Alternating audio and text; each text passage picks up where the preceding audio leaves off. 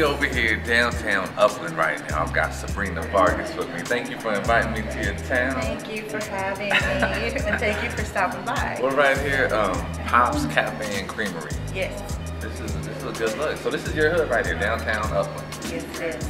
Yes, it is. You're born, raised. I was born and raised in Upland. So, all right, how long have you been writing music? For a long time. I started picking up writing music when I was about 15. And then I decided, well, okay, it's time to start singing. And then we put the two together, and then here we are, you know? So you just started writing? That was it, just poems, songs? Poems, songs. I started writing in my journal a lot, and you know, anytime I would experience any kind of stress, or even just, you know, if I was in love with someone, you know, or just anything about the world today, I was writing about it. And then eventually, you know, one thing led to another, and started to write songs. And all the words that I had manifested became songs. Like, well, who was playing music for you when you were a kid? My mom was playing music for me. My mom would play all kinds of Motown CDs. I mean, sorry, we're in a whole different era. Sorry, my bad. Records, right. CDs.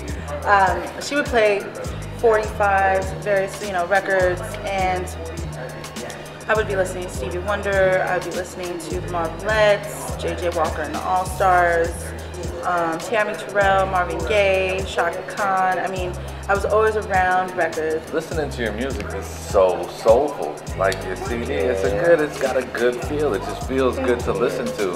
And that's why I was like, okay, like that comes, you have to listen to something to understand, first of all, that music is supposed to evoke emotion. Right, and right. sound like something. Well, like Lauryn Hill said, music is supposed to inspire. So that's exactly what it does for me when I'm feeling a certain way or I'm in a certain mood. Writing in the journals that I have, a couple paragraphs here and there, whether I'm blaming somebody for my feelings, at the end of the day, there are so many words that you can pick and choose from and link them up, and it becomes a song somehow. So here I am, you know, and I get to write these songs, and I get to be inspired by other artists that are out there.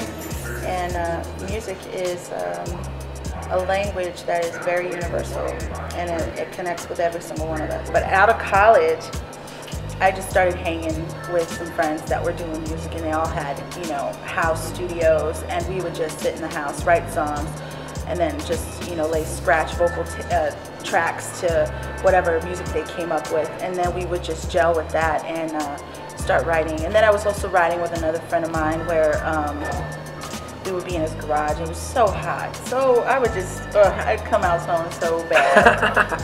But it was so worth it all at the same time, because of the fact that I got a product that I could show for, and I could show people my work. And it was on little 4-track, you know, nothing glamorous. I never was in a glamorous situation when it comes to doing like recordings and whatnot. Eventually transferred over to Pepperdine University for 2 years to do business management, to learn how to run a business. And you know what I had learned in various skills there helped me for the long run with my music. And so my business is my music, and therefore I didn't make any mistake going to school. It did help. That's good. A lot of people assume, oh, okay, I could just handle my business and do it, but if you don't know it, it's hard to understand it as it comes and gets thrown at you as a new artist. Well, some people, they want to get in the music industry, but what they don't understand is that you've got to understand the business side of how those things work, because everything has a specific chain of command. There's an operation that you're running once you invest into yourself as an artist. So you need to know what your promotions are going to be like. You need to know if you want to get a manager to manage you, get the right person to manage you, someone who's got your best interests at hand.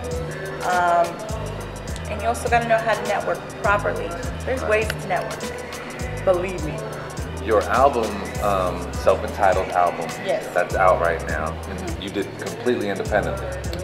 Every last song, from the CD being duplicated to it being wrapped, everything was done independently. And it looks great. Thank you. It's good, and like you were just saying about the presentation and the packaging. Yeah. It looks like you would get it in any store, anywhere. It's a professional, and it looks good. It's classy. Thank you. And clean. Thank you. Yes.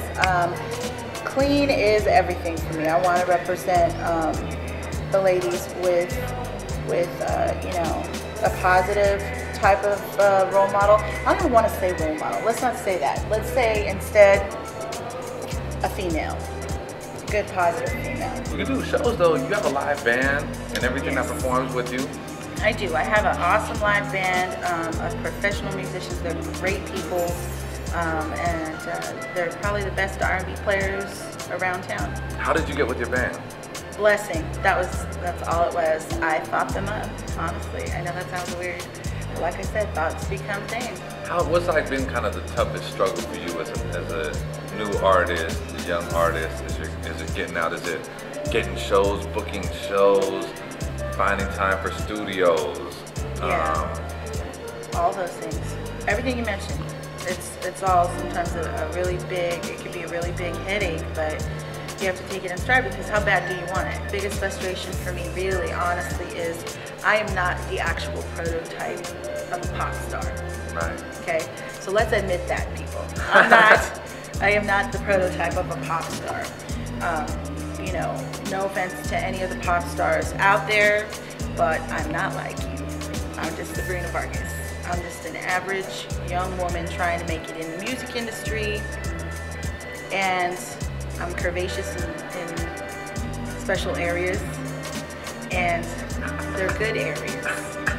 Just know if you put me in front of tons of different people, in front of a large audience perhaps, you know, and put me on a large stage and I'm just gonna do my thing and sing, you would probably see past what you see today. And I say that confidently because it's all about the music. It is. It is. That's what it's all about. That's why we do it. And I hear it. And that's why, you know, it was a pleasure for me to have you on this series because it was just like your music it feels like something. And Thank you. Yeah. And I'm looking forward. So are you working on another album now? Or yes, what's I next? am. Yes, I am. I am right now getting ready to do my second record. We're going to do it with all live band. All live band, all live percussion. The recording of the album? Just the entire band. We're going to have full-on orchestration. I'm not going to say we're going to do it big. I'm just going to say we're going to do it natural. That's the way it should be. In about 5 to 10 years from now, right? If you could have it ideally go your way with everything, what would you be doing? Music? Yes. I would be doing music.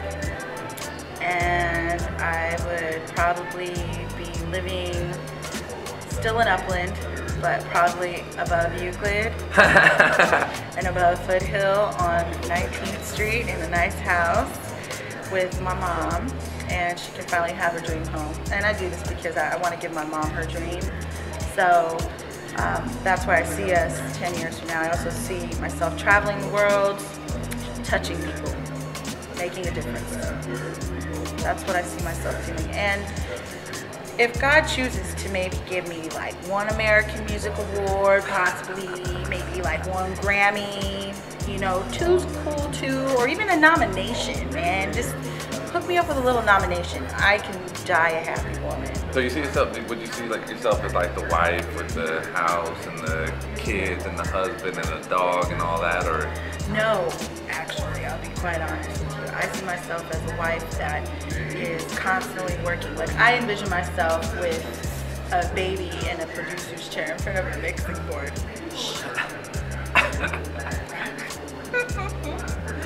I do.